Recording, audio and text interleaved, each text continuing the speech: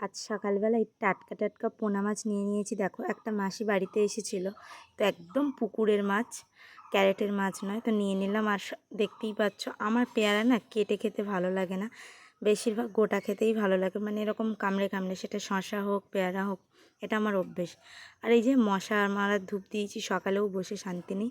আর এই দেখো আমার গাছের বড় বড় করলা।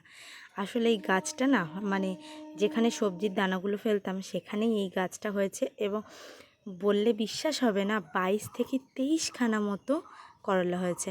তো যাই হোক, আজকে করলা আলু সেদ্ধ দেব, ওটাই কাটছি। তো মামাকে বললাম, একটু দেখা আমাদের গাছে কত করলা হয়েছে।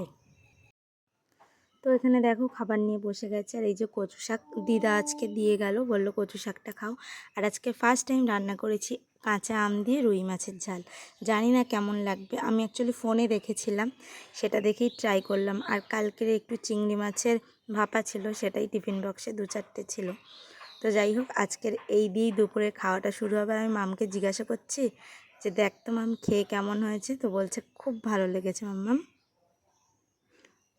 কদিন ধরে ভেবেই যাচ্ছি ফ্রিজটা পরিষ্কার করব, কিন্তু ওই যে বলে আলসেমি, এর জন্য না হয়ে উঠছিল না। হাজারো কাজ করলে কিছু কিছু ছোট ছোট কাজ আছে, সেগুলো কিন্তু আমাদের করতে ইচ্ছে করে না।